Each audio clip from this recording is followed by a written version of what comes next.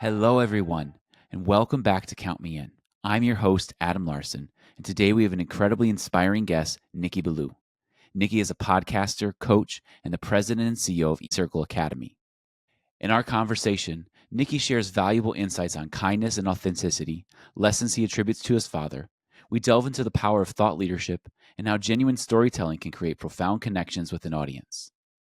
You'll hear some moving success stories, like a client who transformed their business by changing their messaging, and a professional who turned her life around with Nicky's guidance. Join us as we discuss why authenticity is crucial and how thought leadership goes beyond expertise to making a real difference in the world. You won't want to miss this compelling episode, so let's dive in.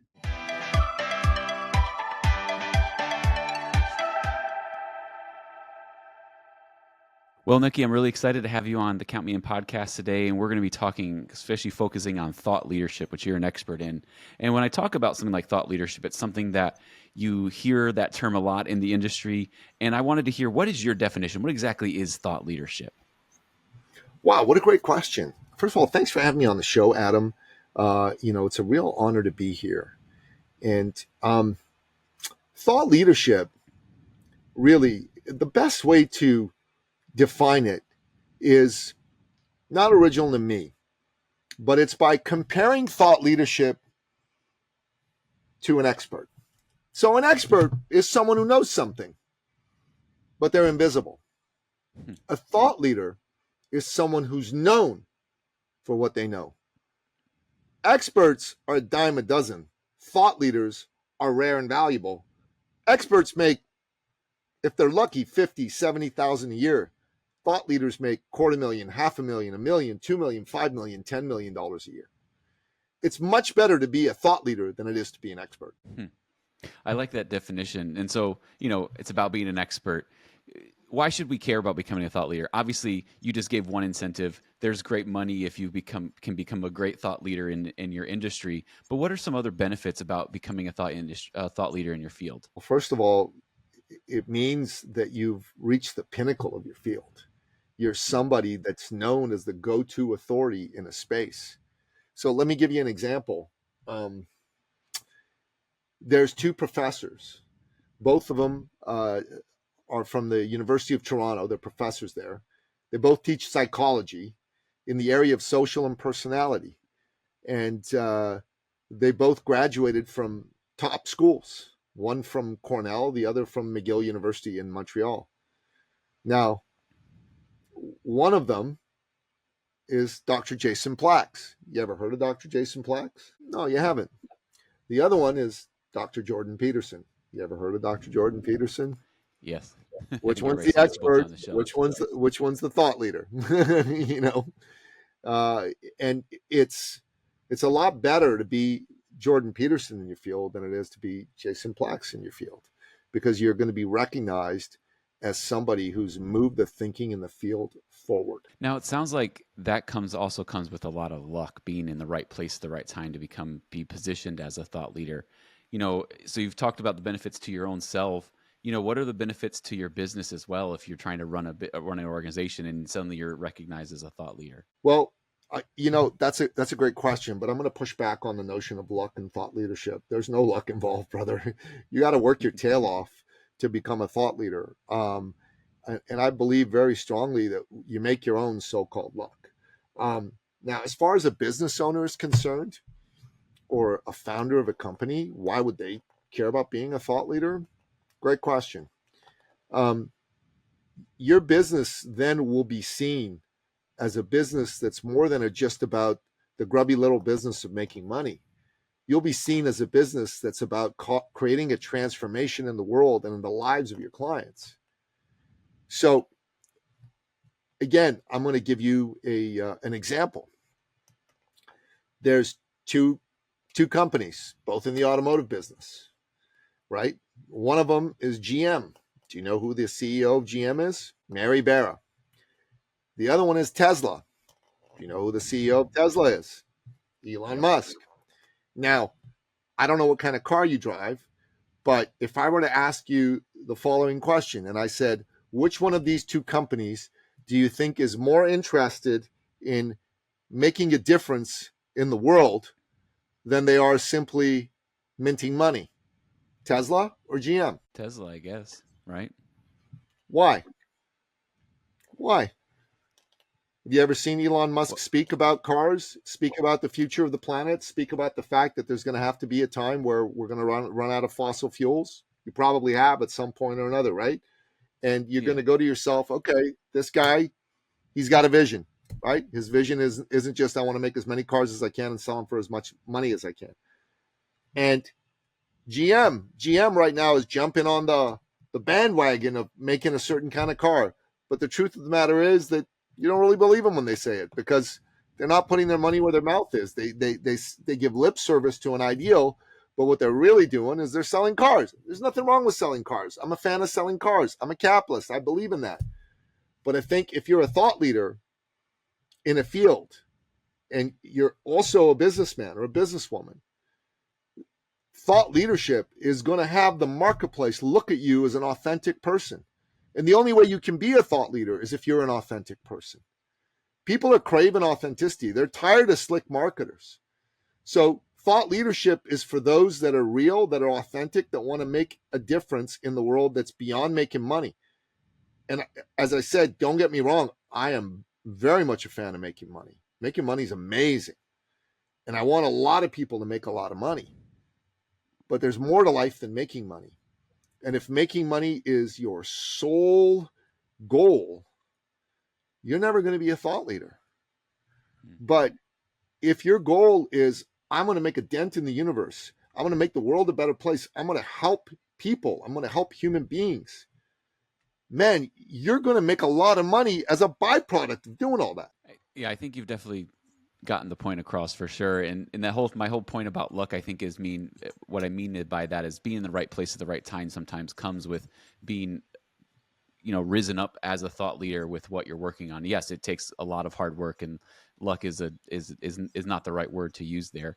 But if somebody's looking to get started, because you've given some really great examples. If I'm looking to develop as a thought leader, as a business professional in whatever industry, whether it's the accounting industry, which is the most of the audience for this podcast, or another industry, how do you start that? How do you get started with that? It's a great question. I think you first need to be able to tell your story. So let me start by telling my story.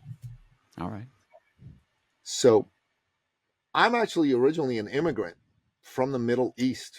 I'm a Christian from Iran. When I was 11 years old, still living in Iran, the Islamic Revolution took place. And my mom and dad, they could see the writing on the wall. The world had changed. Iran had changed. This wasn't going to be a great place to raise a Christian family. So they got together and they talked and they said, yep, we got to hightail it out of here with the family. And they made a plan and they got us out. It took a few years, but they got us out of Iran. And by the time I was 15, we settled where I now live in Toronto, Canada. Now, when I was 11, from 11 to 15, I was not a fan of leaving my home or my friends, right? But looking back in retrospect, it was the single greatest thing mom and dad could have done for me. They took me and my brothers from a legacy of tyranny to a legacy of freedom. I believe inside every human heart beats the living heart of freedom. Everyone wants to march to the tune of their own drummer. Everyone wants to chart their own course. And coming to the West really showed me the value of freedom. Now, today in 2024, I say to you, as a man, Adam, living in the West, living in the United States, that freedom is precious and it's under assault and under attack. And if you value the legacy that your forefathers and your founding fathers left for you, you need to wake up to that fact, and you need to take a bold, strong stand for things like free speech, not jailing your political opponents when you disagree with them, and that sort of thing. Like, those things are important, right? And because of this, I have become a champion for those who value freedom. And I work with entrepreneurs, not all necessarily immigrants, but all who understand freedom, value it, believe in it, and want to preserve it for themselves, for the next generation. So if someone is looking to be a client of mine, They're going to go, yeah, okay, he knows about thought leadership. He knows about podcast guesting. He's a writer. He's good at sales. Okay, great. But what else? What else? There's a lot of guys who have some aspect of that or all of it. What else makes Nicky Billou special? Well, I'm a freedom lover. Go, yeah, okay, I resonate with that. Now, the other thing that is cool about my story is my father. My father was an entrepreneur. He's the greatest man I knew. When I was 8 years old, he'd tell me, son, life isn't about money, son. It's about people. I go, okay, Dad. And he said, son, business, not about money. It's about people. I'm like, I'm 8 years old. Dad, what are you talking about? Of course, business is about money. Without money, can be no business. He said, yes. Without people, there's no need for money. And Dad said, remember that man in front of you? He's someone's brother, someone's father, someone's son, someone's husband. He's a hero to somebody. He has hopes, dreams, and fears just like you. Maybe someone just like you burned him in business. It's your job to restore his faith in humanity. Every human being on the planet, he said to me, needs somebody they can believe in and who believes in them. Somebody who sees their greatness. Because all of us wobble. All of us lose faith in ourselves. And he said, what's going to pick you up when you lose faith in yourself? It won't be you, because you don't have faith in yourself. It's going to be somebody who sees you and believes in you and reminds you who you really are. Somebody who's going to say, Adam Larson, I believe in you. You are great. The world needs you. Someone's going to keep pouring that into you until that wobble steadies itself. And that little spark that they give you turns into a roaring fire of belief. And then you're off into the races. My dad did this for everybody. And he taught me to be that guy. I'm asked all the time, Nicky, what's your greatest strength? What is it that you're the most proud of? You know, you've written books, you've done podcasts, blah, blah, blah, blah, blah. And I'm like, that's all great. But a lot of people have done those things. What I'm most proud of is I'm Napoleon Billou's son. When he passed away, he passed me the torch of believing in people. I believe in people. I believe in you. And that's what I'm all about. I am a professional believer in people. I get paid a lot of money because I believe in people and I help them believe in themselves again. That's my story. I mean, that's a pretty strong story. I agree wholeheartedly that we should treat, each person that we meet with kindness. You don't know what their story is, you don't know where they've been, and who cares what their political stance or political leaning is. Just treat each person with the kindness that we've been treated with, and that goes a long way, because you don't know, that person may have had a terrible morning, and your act of kindness could be the greatest thing, could be the the thing that picks them up that day. And I think all those things are wonderful things, and basic human decency goes a long way, in especially in a business world where it seems like it's more important to the bottom line than actually treating people right. And so, I think many leaders could hear these lessons and say, hey, I got to treat my people better, because, companies live and die by the people who are working under them. And if you're not treating them well, it's not going to go well eventually. Well said, man. Well said. And if you want to be a thought leader, you need to know your story, who you are, where you come from. You need to be able to articulate it to people. Part of my thought leadership is people go, okay, so what's Nicky Billou all about? And they go, okay, he's an author, he's a podcaster, he's a freedom advocate. But man, that dude loves people and he believes in people. And I love that being a part of my thought leadership. I love when people say, man, I really love how much you love me and how much you believe in me. That makes my life. I mean, not my day, not my week. That makes my life. Yeah, I like that. So, what is to telling a good story? What are some aspects of telling a great story? Because if you're saying the key of good thought leadership is being able to tell your story, what are some good elements of that? Well, it's got to be real. I think, I don't want people to go construct something, right? Because that's not gonna feel good to you, and people are gonna be able to pick up on it. It's got to be real. Everybody has a story. Everybody has an aspect to their life that has made them who they are. And we teach a course. It's a 3-day immersive workshop. We call it the branded thought leader immersion, right? And over 3 days, we teach people how to go into their life, pull out the aspects of it that are meaningful, and weave it into a story. You've got to go and genuinely look at what you've gone through. What are your adversities? What are your high points? And you got to weave a narrative. Like I told you a story about me that relied heavily on my background as an immigrant, relied heavily on my father and his example and how he taught me.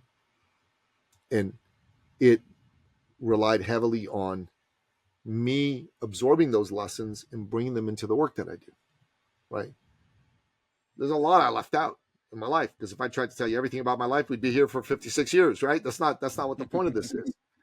Yeah. When I sit down with people inside of the work that we do with them, there's a whole bunch of exercises we take them through to pull out the key elements of their life, and then we help them weave it into a narrative, right?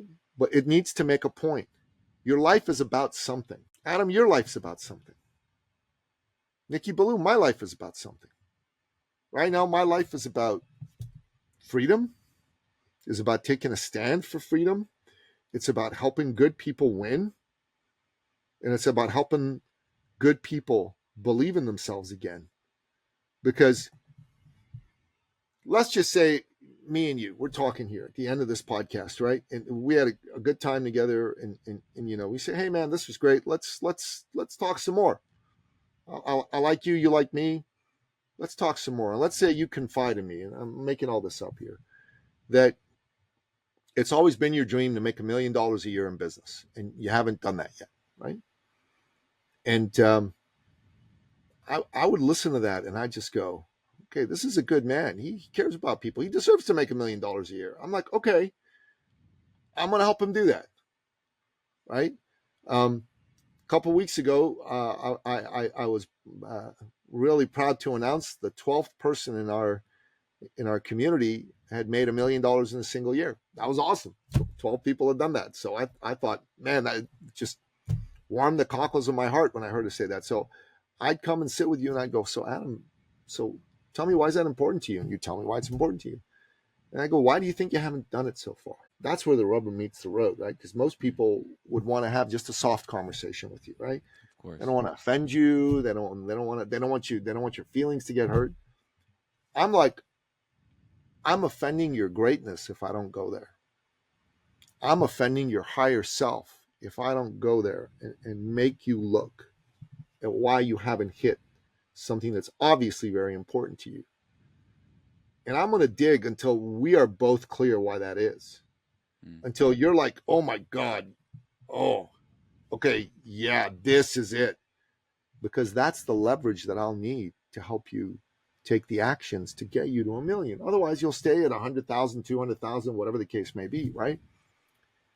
And for me, inside the world of thought leadership, right, what I want to do is help somebody see their greatness, and I want them to dream as big as they possibly can dream. Because I don't want weak, impotent goals driving you. I want strong, powerful, vigorous goals driving you. I really like that, and it reminds me of the famous Simon Sinek book, the Start with Why. Trying to find your why. What's the reason for you doing what you're doing? So once you've established your story, you've kind of gotten that out. Is there certain types of content that we should be looking to develop after we've kind of figured out that reason for doing? Well, the answer is yes, and all types of content that you could put out there, right? Go be a guest on podcasts, have your own podcast, write books, do lives on Facebook, Instagram, LinkedIn, TikTok, wherever the case may be, and put it out there. But you better make sure that you've done a good job of getting your narrative clear to yourself and how you can be helpful to other people. Because if you're not clear and you don't do a good job, then the brand you're going to create is of a confused idiot. And you don't want a brand of a confused idiot. It's a bad brand. It's not a good look. People are going to watch your videos and they're going to go, who is this dude? He's an idiot. He doesn't know what he's talking about. He sounds confused. He sounds like he doesn't know what he's talking about. Why the hell is he going on YouTube? Why is he on TikTok? Why is he on Instagram? Shut up. So it's really important to get that nailed. And can I tell you a story here? We had a client. Okay. And actually, we're still working with this guy. His name is Mathieu Meheuse. We call him Matthew Myhouse. He's from Belgium. And man, he has that type of consulting business. I'm being facetious here. That you would kill for it. He's selling something that everybody obviously wants. He's selling you how to create your own garden. Obviously, everybody's got to have that, right? And Mathieu would go and say, hey, would you like a garden? Let's get a garden going for you. And most people would listen and go, no, why the hell would I want a garden? And when he came to us, there's a couple of things we helped him with. One of them was his messaging around gardening. And we said, dude, you're not selling gardening. He says, I'm not, but I am, but I'm selling gardening. I said, no, you're not selling gardening. He said, then what am I selling? I said to him, you are selling good people a vision of their best life. Well, what's that? I said, good people living their best life will be surrounded by beauty, by nature, by things that God created for all of us. But so many of us, especially in urban settings, lack beauty and nature. And I ask people, how do you feel day to day? Oh my God, I'm stressed. I'm this. Said, why is that? Well, there's a lot of stress in my life. There's not a lot that's great, that's wonderful, that's beautiful. You go, okay, how's that making you feel? Well, I feel stressed, and I got an ulcer. I can't eat. I can't sleep. Blah blah blah. And then Mathieu goes, would you like to solve that? Yeah, I'd love to solve it. I'd love to solve it. Yeah. What's missing in your life is beauty.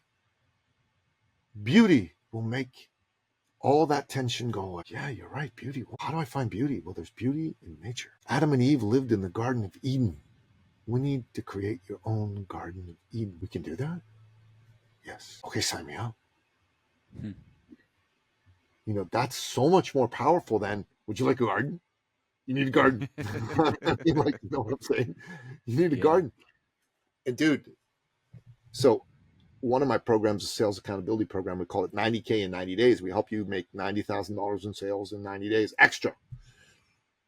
Who can use an extra 90K in 90 days? It's a fantastic, beautiful amount of money. Yeah. And Matthew, my house, made 123,000 euro, which is like $160,000 in sales in 84 days. Powerful messaging, strong belief, believer in people, put himself out there and made the sales. Isn't that lovely? That's a beautiful story. Thank you. I thought so. So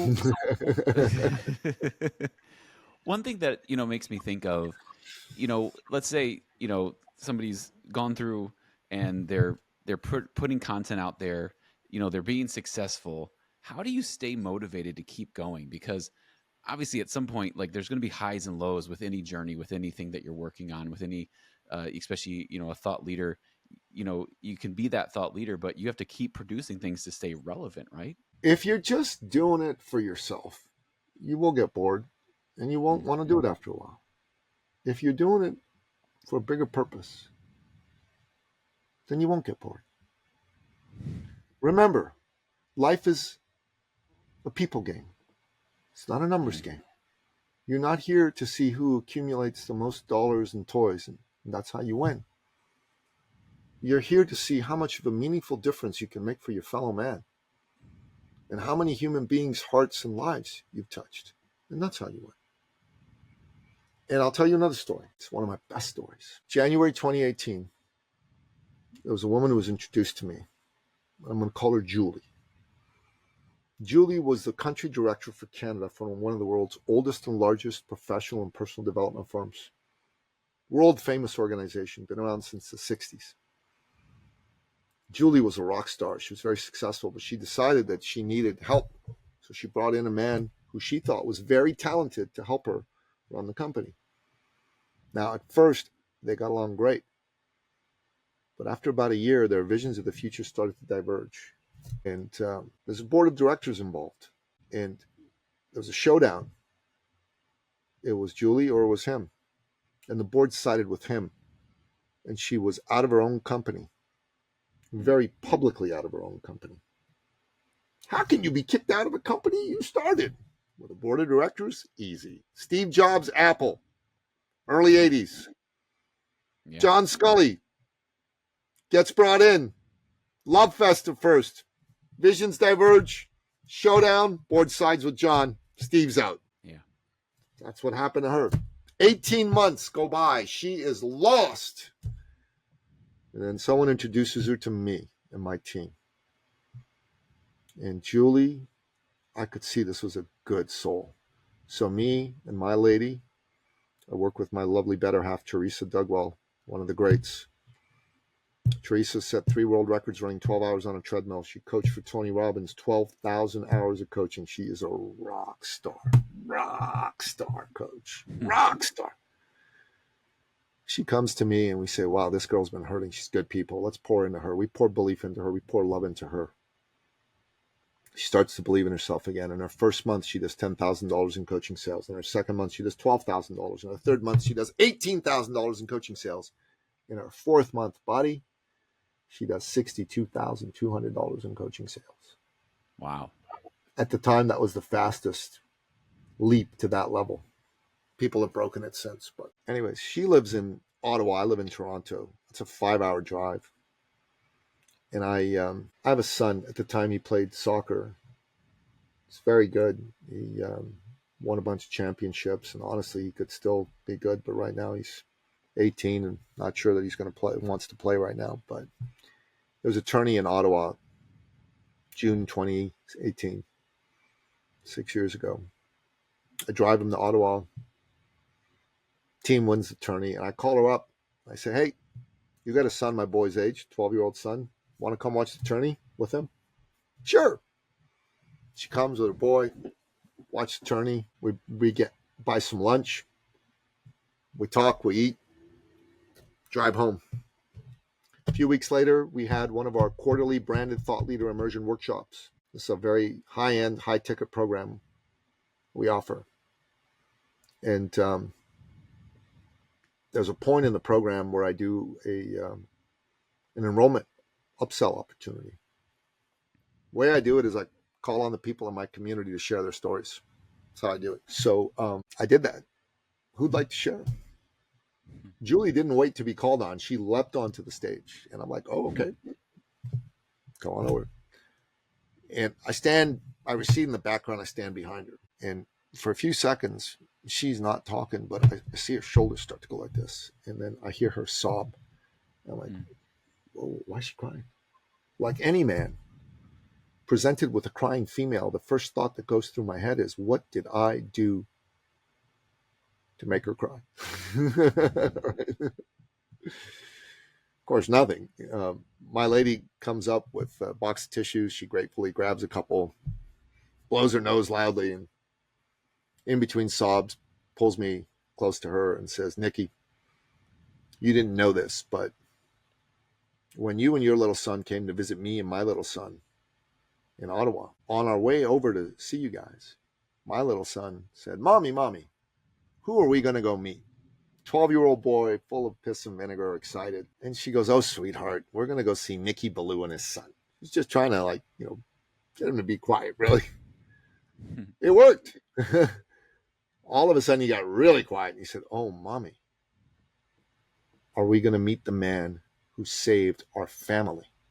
And I looked at her, bro. You got to I'm from the Middle East. We are not soft people. We don't cry in public. We are not snowflakes.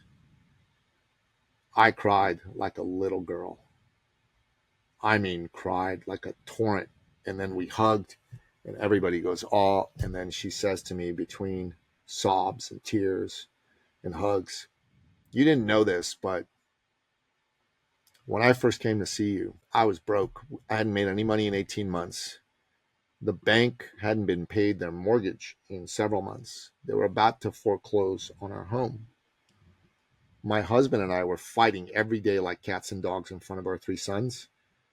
And they were scared that we were going to break up. I was scared we were going to break up. But you helped us turn it around financially. We paid off the arrears on the mortgage. We stopped fighting about money and saved our family. So I speechless. I hugged her. And normally I call on 2 or 3 people to share stories. I decided discretion was the better part of valor, and there was going to be nobody else called that day. Okay. No one's going to be able to top this, man. I mean, Yeah. And I tell you this story because it made me realize on the days that I'm like, I don't feel like doing this.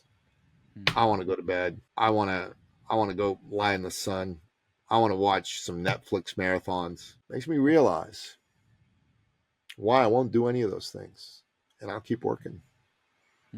Because there's someone like Julie out there who's about to lose everything that really matters. And all she needs is somebody to believe in her long enough and hard enough for that not to happen. And if that can be me, that'll put a smile on my face and a glow in my heart. Well, Nicky, I just truly appreciate you sharing your heart, sharing your vision on thought leadership and your experience and your stories with our audience. It's just been inspiring to me, and I hope it's been inspiring to our audience as well. I encourage everybody to, connect with Nicky through the links in the podcast show notes. And again, thank you so much for coming on. Adam, it was an honor and a privilege. You're a great host. You ask questions well, and you elicit the best out of your guests. Thank you. This has been Count Me In, IMA's podcast, providing you with the latest perspectives of thought leaders from the accounting and finance profession. If you like what you heard and you'd like to be counted in for more relevant accounting and finance education, visit IMA's website at www.imanet.org.